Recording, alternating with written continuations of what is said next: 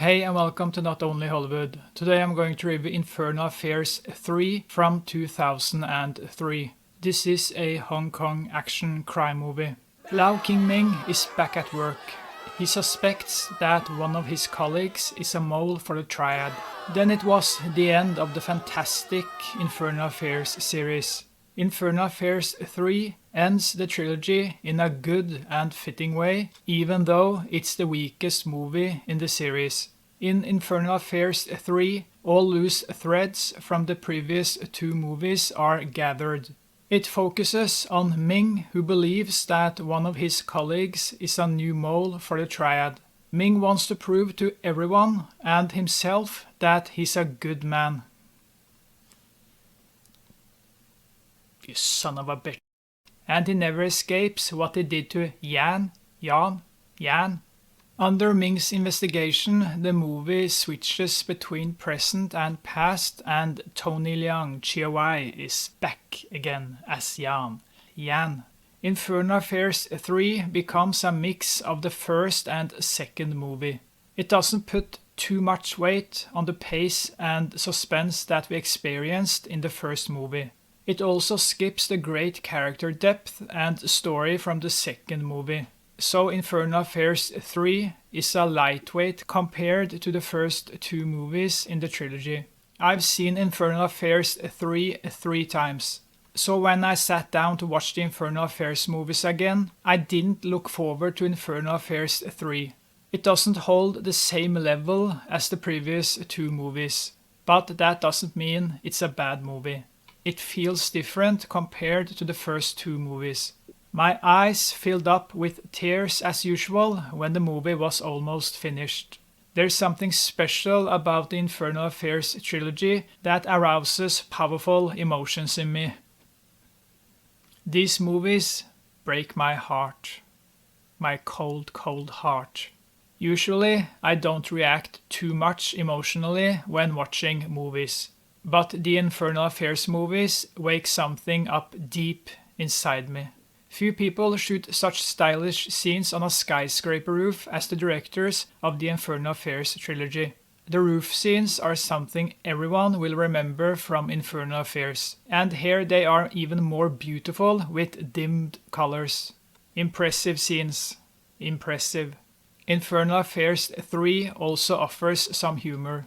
Tony Leung handles the comedy when he has sessions with his psychiatrist, played by Kelly Chen. He hates these sessions, and the scenes where he's hypnotized are good as gold. He eats a huge biscuit and pulls out a huge alarm clock during the session. In these scenes, you see how talented actor Tony Leung is. His reach and charm are outstanding, and few actors have the same abilities as Tony Leung. If you are not charmed by this guy, there's no hope for you. You are dead inside. It's also interesting to follow Ming, who is at the beginning of having a serious nervous breakdown after what he saw and did in the first movie. His mental health is fragile, and he deserves it. Burn in hell, man. Burn in hell.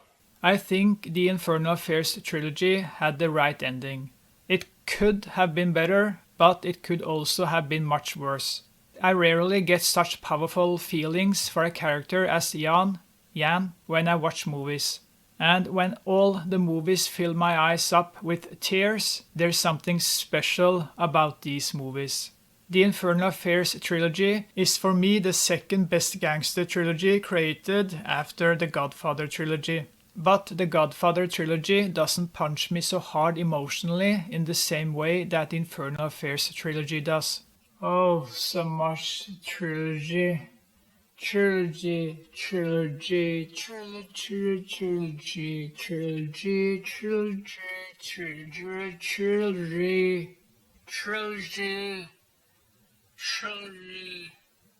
After watching the Infernal Affairs trilogy, I dislike The Departed even more. Martin Scorsese never captured the mood and depth of the Infernal Affairs trilogy. When I think of Infernal Affairs, I think of Pain. a lot of Pain. I also associate The Departed with Pain. Pain. over how bad it is compared to the Infernal Affairs trilogy and how little soul there is in that movie. Ugh. The Departed feels more like a crime comedy than the Infernal Affairs trilogy that has so much emotion. That's something The Departed is totally lacking. Oh, The Departed has so many great actors. Oh, they are so much better than the actors in Infernal Affairs. Oh, fuck you. You don't know what you're talking about. Wannabe movie fan. From 1 to 10, I give Infernal Affairs 3 a 7 out of 10. Thank you for watching, and I'll see you next time. Sleep well, and fuck The Departed.